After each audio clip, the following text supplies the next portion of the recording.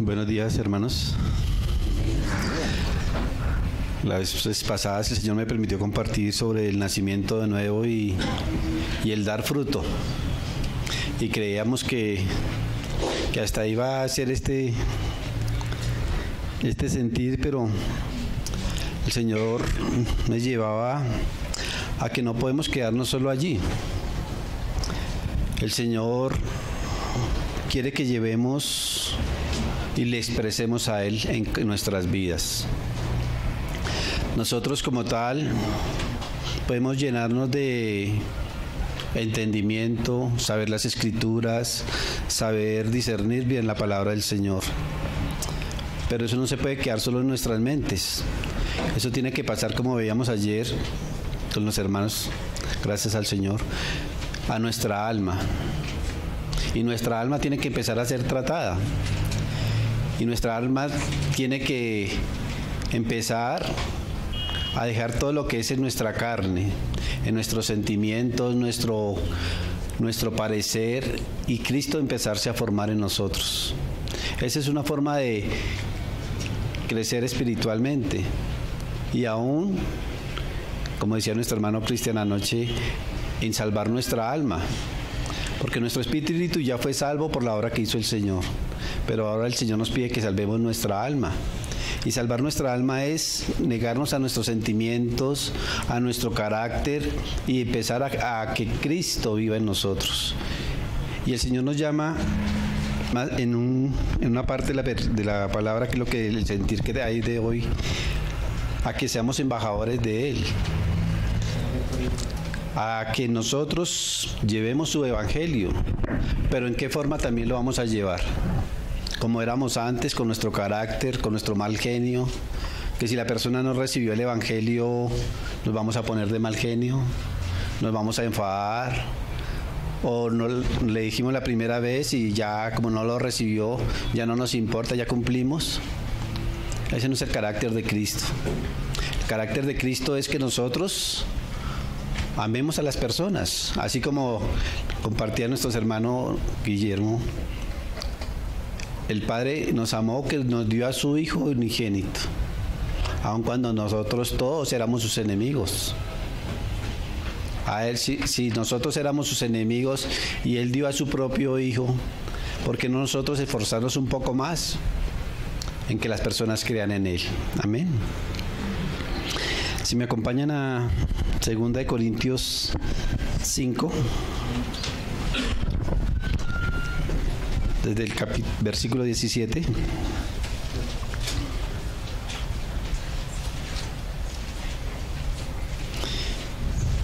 Este es un pequeño resumen de todo lo que se ha hablado. De modo que si alguno está en Cristo, nueva criatura es. Las cosas viejas pasaron, y aquí todas son hechas nuevas. Y todo esto proviene de Dios, quien nos reconcilió consigo mismo por Cristo y nos dio el ministerio de la reconciliación.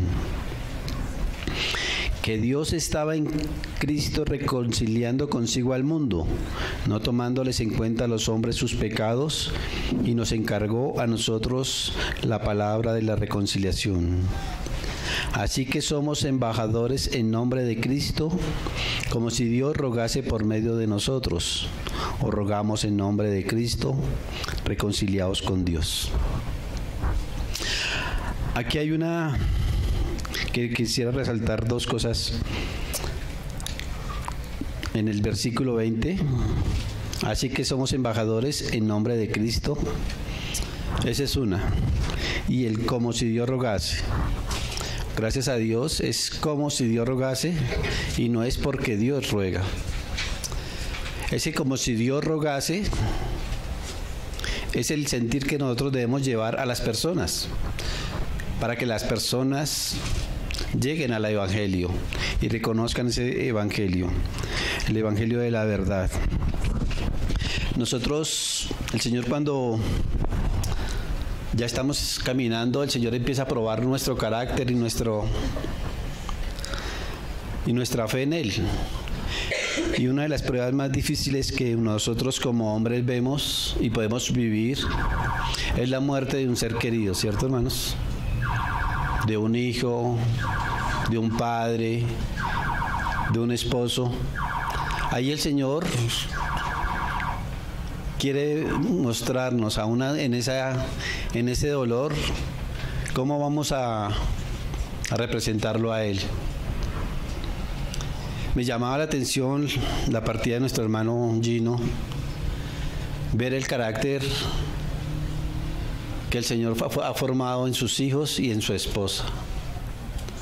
Un carácter que aunque les dolió y nos dolió a nosotros, pero fue un carácter que ellos representaron al Señor. Fue unos hermanos que, aunque llegaron a consolarlos y darles su pésame, hermanos que amaban al hermano, amigos, pero también personas que con el transcurso del tiempo pues tuvieron contrariedades con el hermano. Y el carácter de su esposa y de sus hijos fue recibirlos con un amor que realmente a mí me sorprendía, porque nosotros a veces cuando alguien nos hace algo, nosotros lo miramos como con cuidado, como mirando con qué intención viene. Pero esta familia realmente recibía a cada persona y se le notaba ese amor de Cristo en cada uno de ellos. Lo recibía con un abrazo sincero.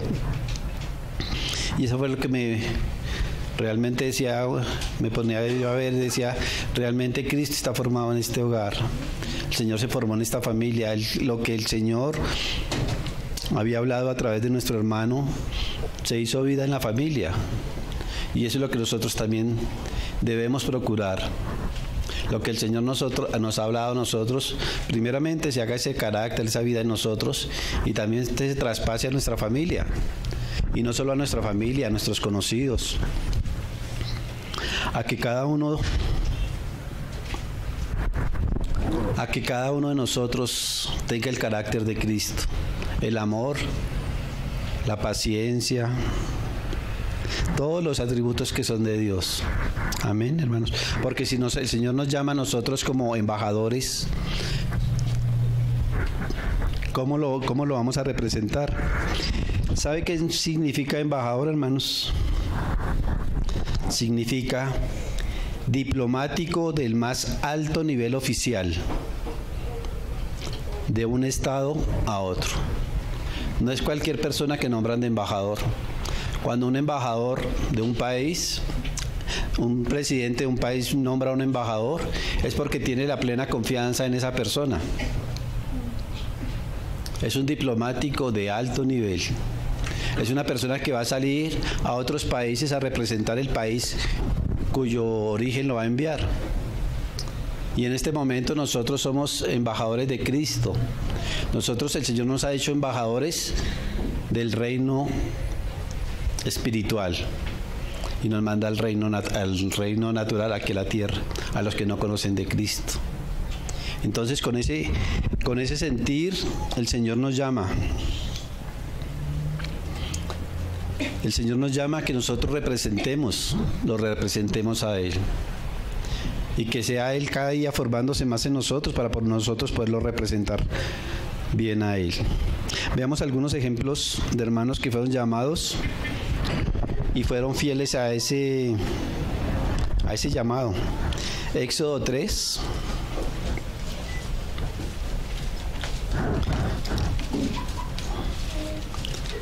El primer caso es de Moisés.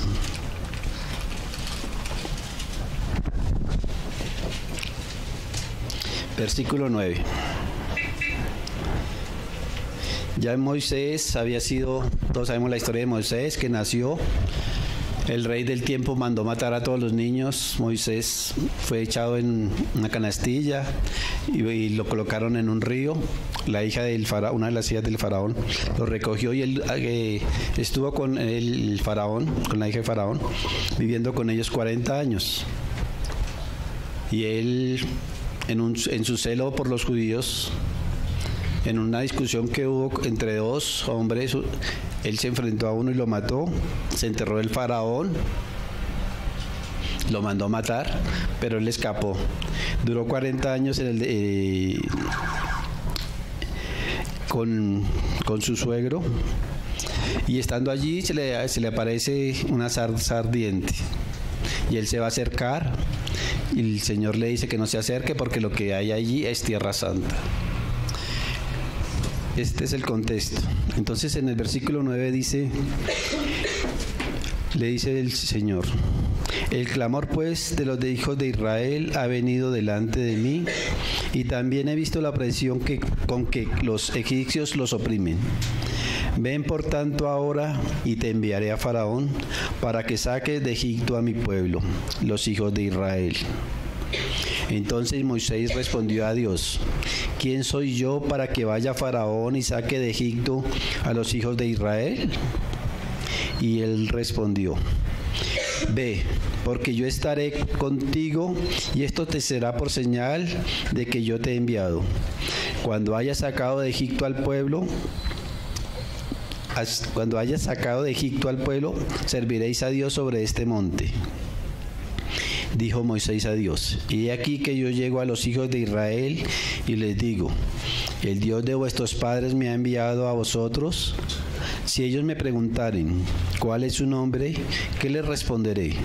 Y respondió Dios a Moisés: yo soy el que soy.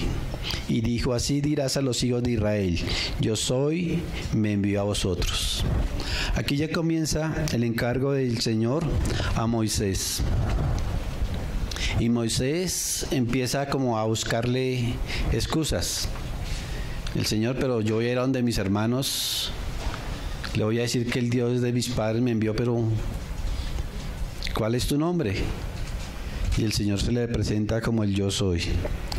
Veamos ahí en el Éxodo 4, versículo 10. Sigue la conversación. Entonces dijo Moisés a Yahvé: ay, Señor, nunca he sido hombre de fácil palabra, ni antes ni desde que tú hablas a tu siervo, porque soy tardo en el habla y torpe de lengua. Y Yahvé le respondió: ¿quién dio la boca al hombre? ¿O quién hizo al mudo y al sordo, al que ve y al ciego? ¿No soy yo Yahvé? Ahora pues ve, y yo estaré con tu boca, y te enseñaré de lo que hayas de hablar. Y él dijo: ay, Señor mío, envía, te ruego, por medio del que debes enviar. Entonces Yahvé se enojó contra Moisés. Moisés seguía buscándole excusas. Señor, es que yo no sé hablar, soy tartamudo. Y el Señor le dice: bueno, ahí sigue diciéndole el Señor: ¿no conozco yo a tu hermano Aarón levita, y que él habla bien? Y he aquí que él saldrá a recibirte, y al verte se alegrará en su corazón. Tú hablarás a él y pondrás en su boca las palabras, y yo estaré con tu boca y con la suya, y os enseñaré lo que hayáis de hacer. Y él hablará por ti al pueblo. Él te será a ti en lugar de boca, y tú serás para él en lugar de Dios. Qué tremendo esto que el Señor le está diciendo a Moisés. Bueno, está bien. ¿No quieres hablar? Ahí está tu hermano Aarón.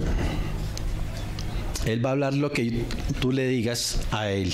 Y él va a ser la parte que va a representar al pueblo. Pero tú, Moisés, vas a representarme a mí, a Dios. Y eso es lo que el Señor nos está mandando hoy, hermanos. Que cada vez que nosotros vayamos a abrir nuestra boca para proclamar el Evangelio, acordémonos que estamos representando a Dios, a Jesucristo. No es a cualquier persona que nos dice vaya y promulguen esto, esta actividad, esta situación, no. Es al mismo Señor el que vamos a representar. Y con ese mismo carácter que el Señor tiene, tenemos que irlo a representar a Él. Conocemos la historia que Moisés fue y caminó en el desierto 40 años. Pero a través de esos 40 años, Moisés vio la mano del Señor. El Señor le decía, ve y haz esto, y así se hará. Y él lo hacía y se cumplía. Moisés ya no era cualquier hermano nuevo. Él ya tenía una comunión ya con Cristo, con el Señor. Pero a través de nuestro carácter, él falló. Porque el Señor le dio una orden y él no lo representó bien. Eso está en Éxodo 17, versículo 1, desde el 1. 17:1. Dice la palabra: toda la congregación de los hijos de Israel partió del desierto de Sin por sus jornadas, conforme al mandamiento de Yahvé, y acamparon en Refidín. Y no había agua para que el pueblo bebiese, y altercó el pueblo con Moisés y dijeron: danos agua para que bebamos. Y Moisés les dijo: ¿por qué altercáis conmigo? ¿Por qué tentáis a Yahvé? Moisés era consciente de que el problema no era con él, sino que el problema del pueblo era con Dios mismo. Y sabía que cuando lo atacaban a él, estaban atacando a Dios. Sigue diciendo: y dijeron: danos aguas para que bebamos. Y Moisés les dijo: ¿por qué altercáis conmigo y por qué tentáis a Yahvé? Así que el pueblo tuvo allí sed y murmuró contra Moisés y dijo: ¿por qué nos hiciste subir de Egipto para matarnos de sed a nosotros, a nuestros hijos y a nuestros ganados? Entonces clamó Moisés a Yahvé diciendo: ¿qué haré con este pueblo? De aquí a un poco me apedrearán. Y Yahvé dijo a Moisés: pasa delante del pueblo y toma contigo de los ancianos de Israel, y toma también en tu mano tu vara con que golpeaste el río, y ve. He aquí que yo estaré delante de ti allí sobre la peña en Horeb, y golpearás la peña y saldrá de ellas aguas, y beberá el pueblo. Y Moisés lo hizo así en presencia de los ancianos de Israel, y llamó el nombre de aquel lugar Masad y Meriba, por la rencilla de los hijos de Israel, porque tentaron a Yahvé diciendo: ¿está pues Yahvé entre nosotros o no? Aquí vemos el claro ejemplo de que el Señor le dice a Moisés: ve, sube al río y golpea la peña, y de ahí saldrán aguas. Fue Moisés y lo hizo. Con el paso del tiempo, hubo una segunda vez que pasó casi la misma situación: falta de agua. Eso está en Números 20, versículo 5.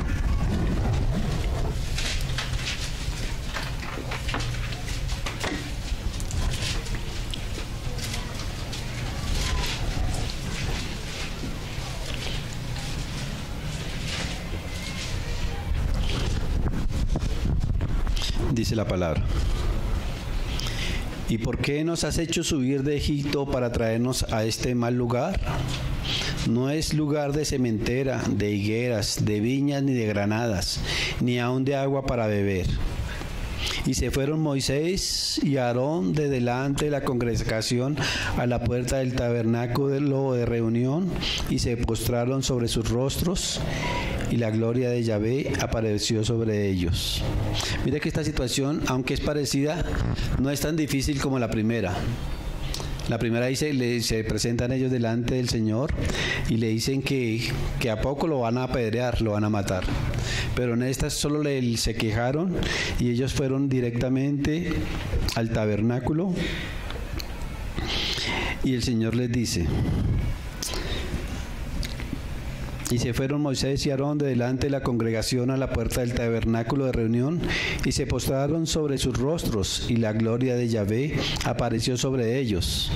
Y habló Yahvé a Moisés diciendo: toma la vara y reúne la congregación, tú y Aarón tu hermano, y hablad a la peña a vista de ellos.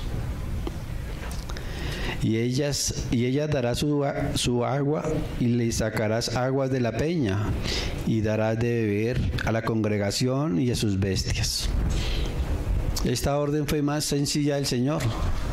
Solo ve a la peña y háblale, y ahí ya saldrán aguas. Pero mire la actitud de Moisés.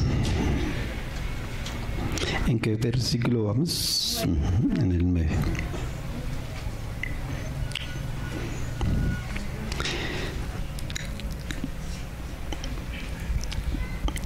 Entonces Moisés tomó la vara de delante de Yahvé, como él le mandó. Y reunieron Moisés y Aarón a la congregación delante de la peña, y les dijo: oíd ahora, rebeldes, ¿os hemos de hacer salir aguas de esta peña? Entonces alzó Moisés su mano y golpeó la peña con su vara 2 veces. Y salieron muchas aguas, y bebió la congregación y sus bestias.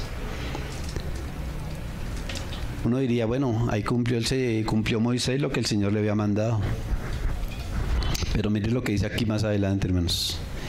Y Yahvé dijo a Moisés y a Aarón: por cuanto no creísteis en mí para santificarme delante de los hijos de Israel, por tanto no meteréis esta congregación en la tierra que les he dado.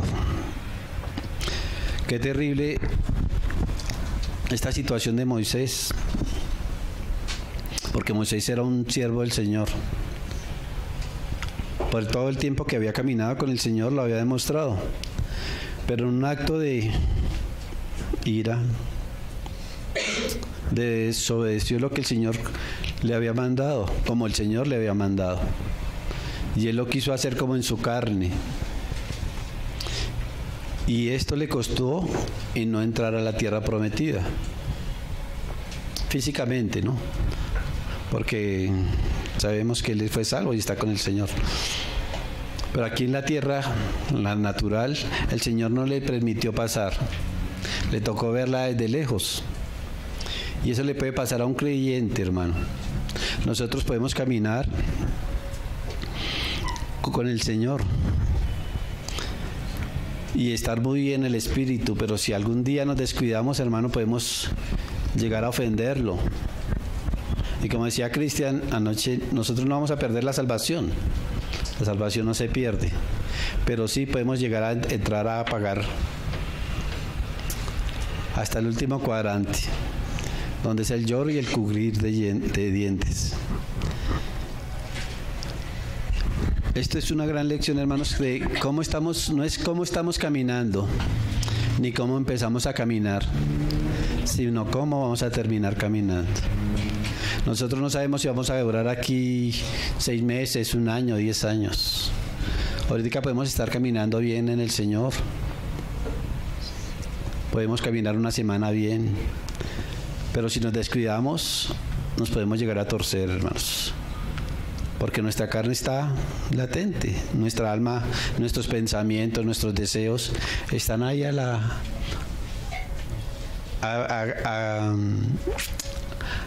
acusándonos, jalándonos, invitándonos al pecado.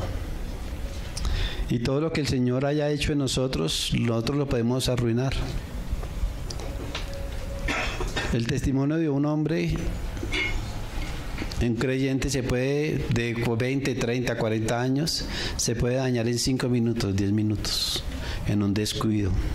Por eso el Señor nos invita a que estemos atentos cómo estamos caminando y cómo vamos a terminar caminando. La palabra del Señor dice que mejor es el fin del negocio que su principio. ¿Por qué dirá eso? Porque a veces uno comienza un negocio y se alegra. Es una nueva meta en uno. pero uno no sabe cómo va a terminar. Pueda que se finalice o pueda que no. Pero ya cuando uno ha hecho un negocio y paga la última cuota del apartamento, uno dice, amén, ya es mío. Ya hay uno que nadie se lo quita. Pero si va uno en la cuota 35 de 36 y no la paga, se lo pueden quitar. Entonces, por eso la palabra dice que mejor es el fin del negocio que su principio. Mejor es el sufrido de espíritu que el altivo de espíritu. Nosotros creemos que a veces es bueno ser altivos en nuestro espíritu, querer hacer cosas y eventos y predicar, pero mejor es el sufrido de espíritu, porque aquellos sufridos de espíritu ya han pasado por las pruebas, ya el Señor los ha tratado y ya no se dejan guiar por su altivez, sino por lo que el Señor les manda.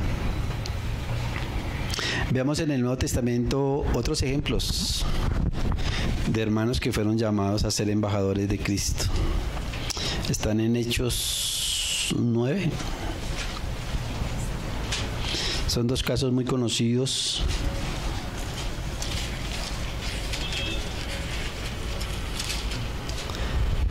Hechos 9, versículo 3.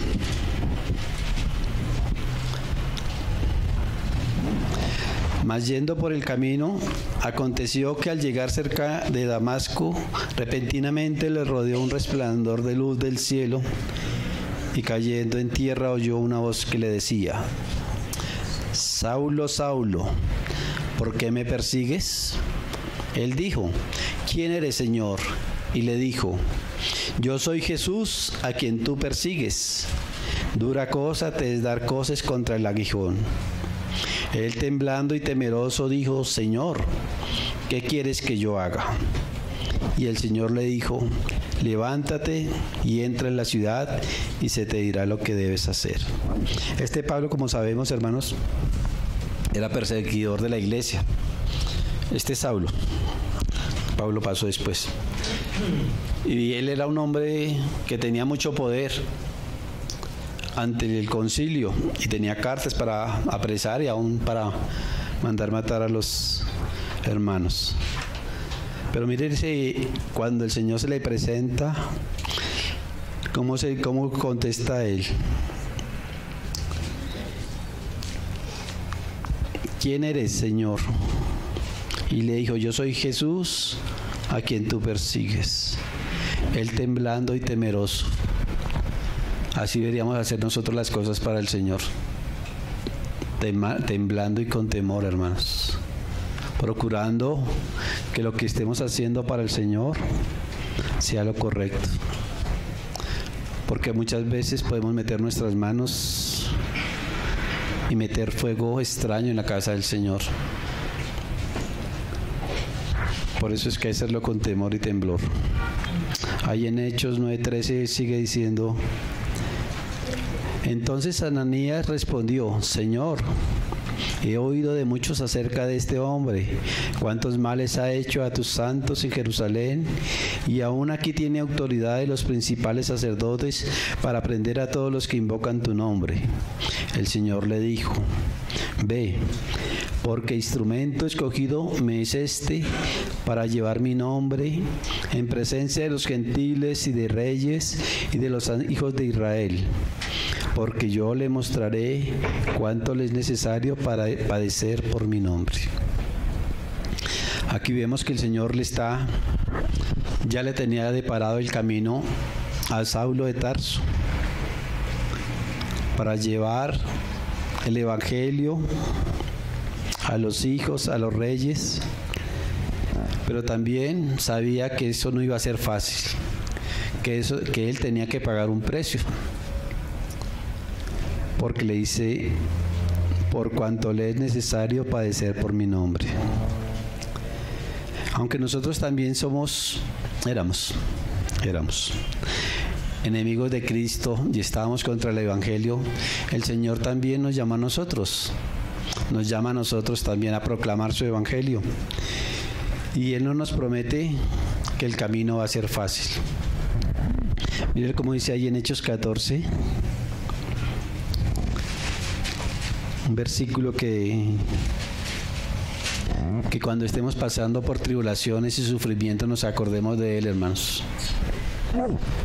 Confirmando los ánimos de los discípulos, exhortándoles a que permaneciesen en la fe y diciéndoles: es necesario que a través de muchas tribulaciones entremos en el reino de Dios. Y muchas de esas tribulaciones pueden ser por nuestra misma causa, hermanos, por nuestro carácter, nuestros sentimientos, nuestra idolatría hacia un trabajo, hacia el estudio, aún a nuestros propios hijos, a nuestros padres, a un noviazgo.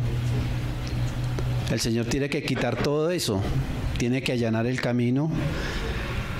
Y cuando están raspando una pared, la necesita analizar, hay que hacerle con fuercita y a veces hay que golpearla.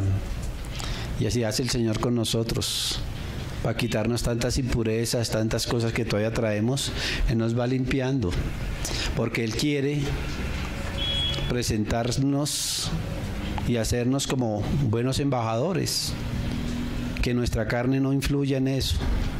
Pero también hay tribulaciones que vienen a causa de lo que nosotros estamos haciendo y el enemigo quiere estorbar. Cuando el Señor empieza a edificar, el enemigo también comienza a tumbar. El enemigo no se queda quieto, porque todo lo que el Señor está haciendo, edificando, el enemigo lo quiere destruir. Cuando a veces vemos hermanos que dan testimonio y están pasando por pruebas, a veces nosotros pensamos: no, pero es que de pronto es que tiene un pecado oculto y el Señor lo está tratando. Puede ser. Pero también puede ser que el hermano está haciendo bien la obra del Señor y el enemigo lo está atacando para derribar esa obra. Entonces toca tener cuidado cuando estamos juzgando también a los hermanos, porque nosotros somos muy fáciles de acusar, pero cuando nos empiezan a acusar a nosotros, ya como que ya, o acusarnos a nosotros mismos, ya nos tratamos con más benevolencia. Los hermanos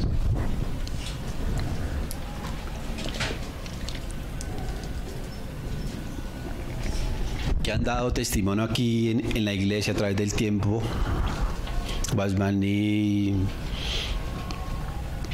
bueno, Paul MacArthur, bueno, tantos hermanos han contado testimonios y han sido hermanos que han sufrido mucho por los ataques también del enemigo. O sea que cuando un hermano está dejando testimonio, también vienen los ataques y hay que tener cuidado en eso.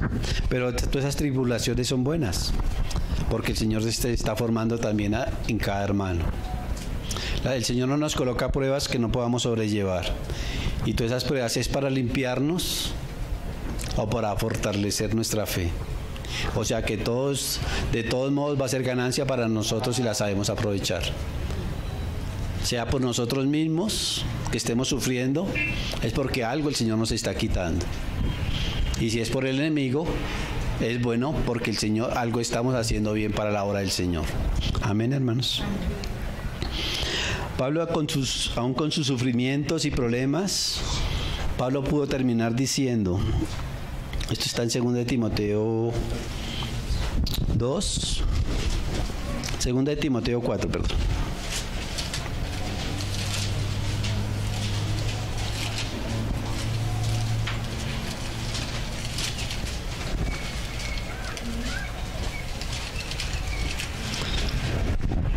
Versículo 6. Porque yo ya estoy para ser sacrificado y el tiempo de mi partida está cercano. He peleado la buena batalla, he acabado la carrera, he guardado la fe. Por lo demás, me está guardada la corona de justicia, la cual me dará el Señor, juez justo, en aquel día. Y no solo a mí, sino también a todos los que aman su venida. Pablo fue un buen embajador y aún hoy lo estamos leyendo. Dejó testimonio y él sabía, el Señor le había mostrado que se había ganado su corona, que él ya tenía una corona reservada allí en los cielos, el cual el mismo Señor se le iba a dar.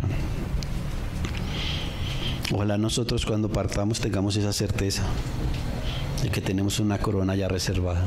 El Señor nos la promete a todos, pero hay que trabajarla. No todos vamos a ser vencedores, ojalá todos lo fuéramos, pero la palabra dice los que fueron vencedores. No dice todos fueron vencedores, dice fueron los que fueron vencedores. Vamos a Juan 21.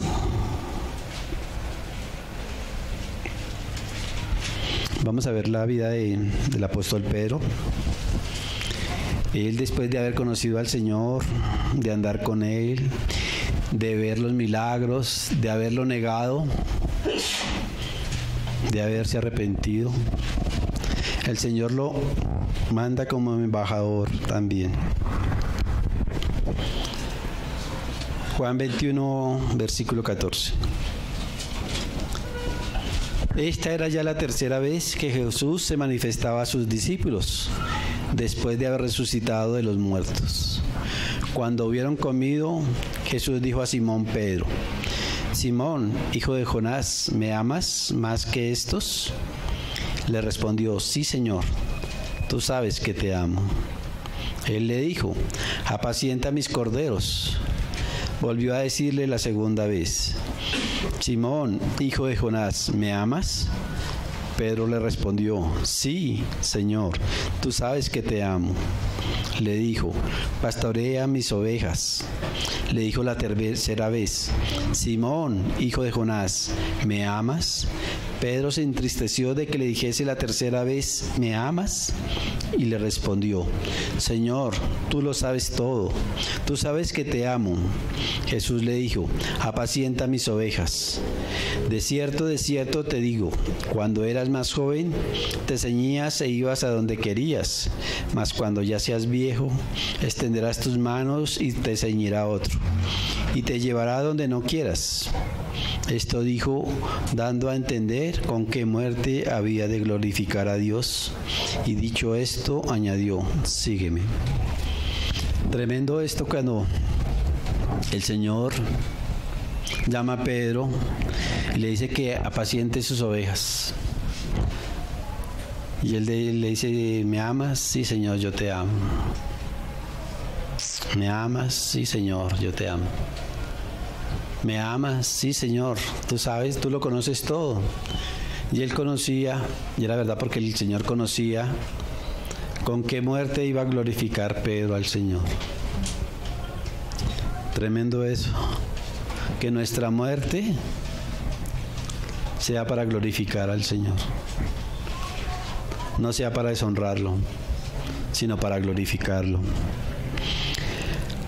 Aquí podemos ver que aunque nosotros hayamos pecado, hayamos caído y aún estemos en nuestros pecados, pero si hay un verdadero arrepentimiento, el Señor nos puede restaurar y llamarnos como embajadores para su reino, hermanos. Veamos algo de lo que hizo Pedro. Pedro había sido encarcelado, eso está en Hechos 5.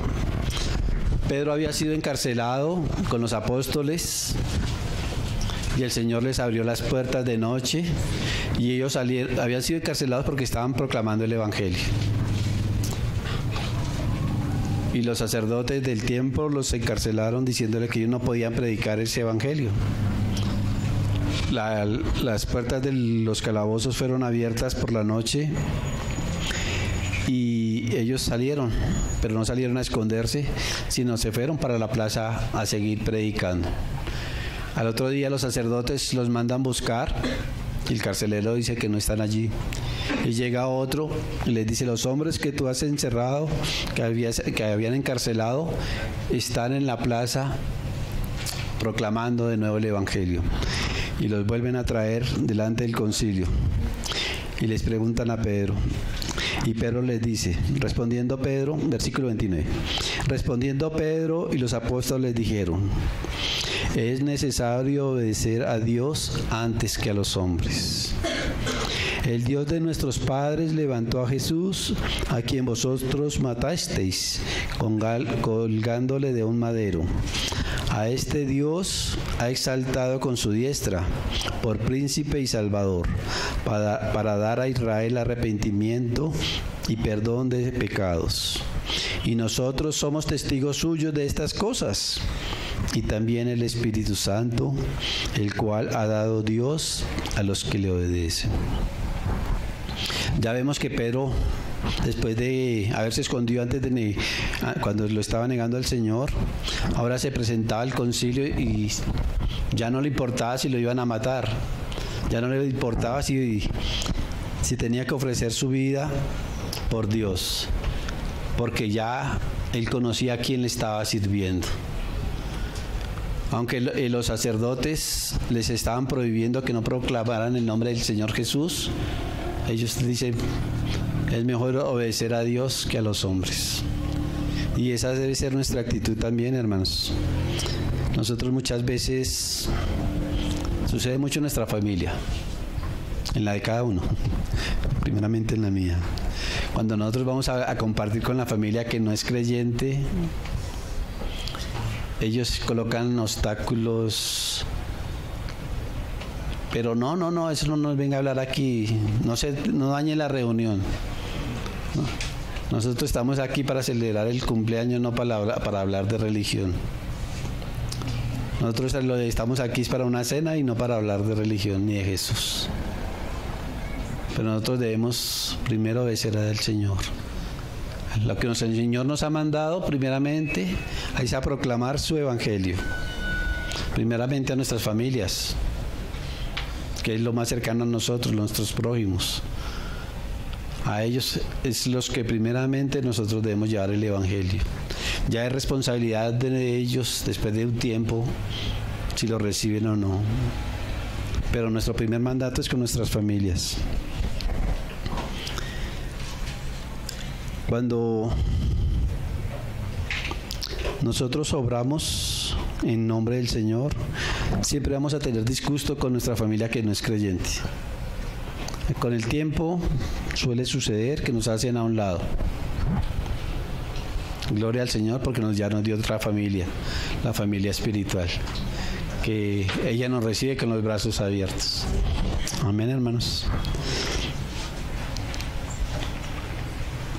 Después de, aún con todas las imperfecciones que tuvo Pedro, él aún fue un buen embajador, hacía milagros, predicaba la palabra, era encarcelado, era torturado, pero a él ya no le importaba, porque sabía que le estaba sirviendo al Señor de señores y Rey de reyes. Que este pueda ser también nuestro testimonio, hermano.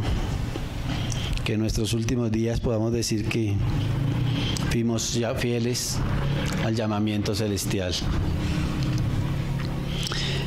Satanás siempre está, hermanos, colocándonos obstáculos. Eso es algo que está recalcando el Señor últimamente, que a nosotros se nos olvida, porque nosotros muchas veces nos podemos enfocar en nosotros mismos, que es por mi carácter, por mi pereza, por mi falta de comunión. También influye, porque si no tengo un tiempo de oración, de lectura, de escuchar la palabra, eso me va habilitando, me va apartando del Señor. Y lo que yo vaya a hacer para el Señor no va a tener fruto, porque el Señor no se involucra con alguien que esté apartado de Él, que no tenga comunión con Él. Pero como cuando estamos firmes en el Señor va a permitir que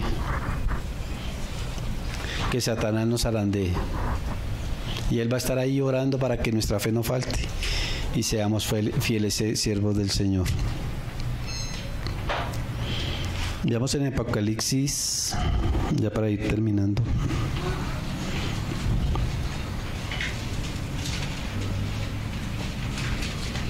Apocalipsis 3, versículo 10.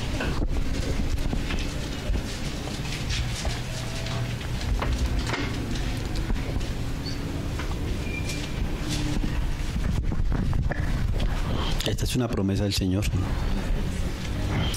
Por cuanto has guardado la palabra de mi paciencia, yo también te guardaré de la hora de la prueba, que ha de venir sobre el mundo entero, para probar a los que moran sobre la tierra. He aquí, yo vengo pronto. Retén lo que tienes para que ninguno tome tu corona. Esta palabra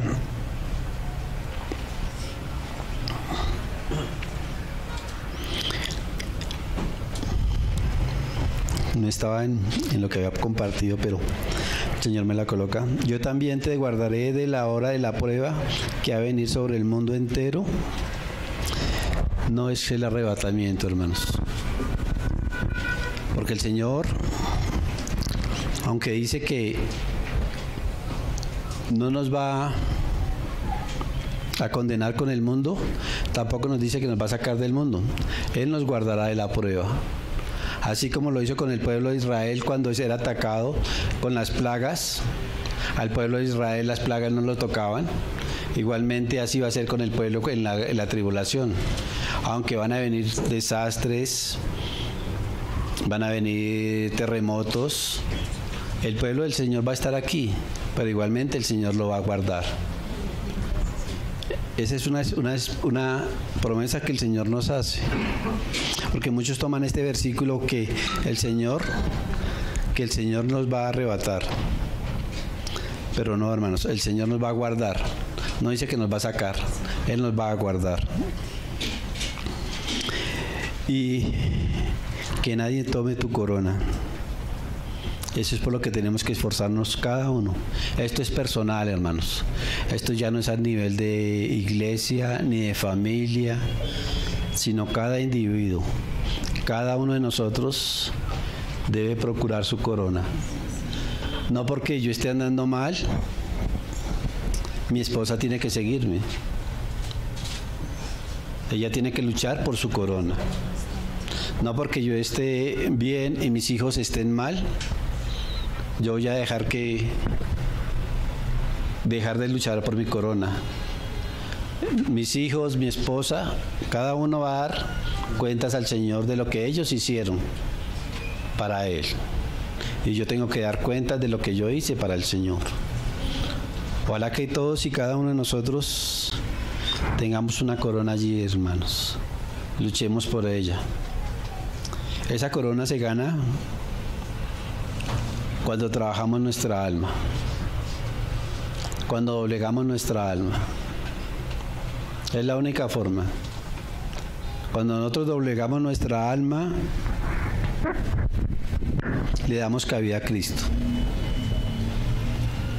Si no le damos cabida a Cristo, nuestra corona está bien lejana, porque todo lo que hagamos para Cristo es lo que nos va a dar la corona. ¿Sí me hago entender? Si hacemos nuestras cosas en nuestra carne, por nuestras fuerzas, aún en nuestras mejores intenciones, si no está en Cristo, todos esos son trapos de inmundicia delante del Señor. Pero lo más mínimo que podamos hacer, si es en el Señor, eso tiene un valor en el cielo.